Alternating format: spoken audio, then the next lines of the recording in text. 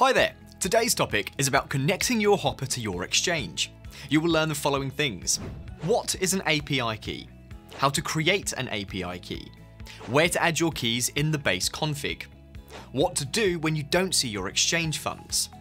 An API key is essentially a bridge between Cryptohopper and your exchange, which allows your bot to do things like place automated orders and read your balance for its calculations. Remember that the funds you use for trading will always remain on the exchange. In our example, we will create API keys for Binance. Step 1.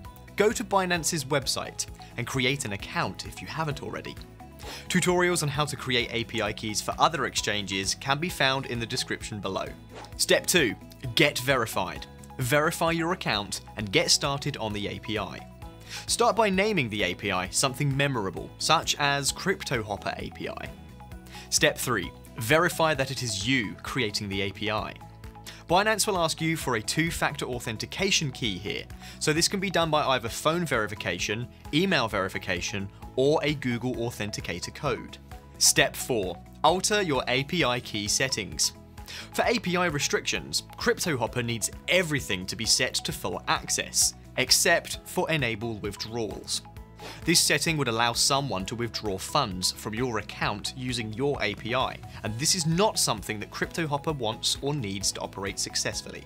Cryptohopper uses many different IP addresses for the trading bots.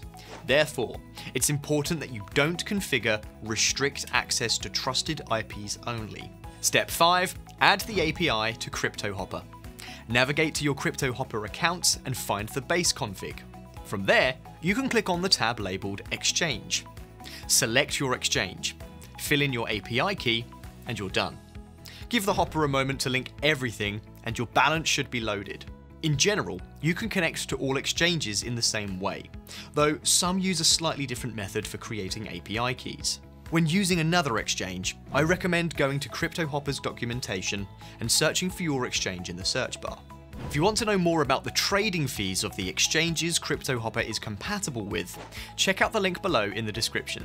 Once you've found the article, you will also see additional information about how to create an API key, the exchange's API status, minimum trade amounts, and more. Several things can prevent your hopper from synchronizing the funds from your exchange. First, have a look at the hopper output on the dashboard. The reason might already be mentioned on your dashboard. If not, in most cases, the browser that you use has autofill enabled. This means that the browser fills in certain text fields themselves. Other reasons are browser extensions that can change text fields or password managers. In these cases, it's recommended to disable them if you're not seeing your funds. What did you learn in this video? What is an API key? How to create an API key? Where to add your keys in the base config?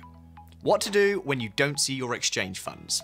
Next up, you'll learn about exchange API keys and how they work.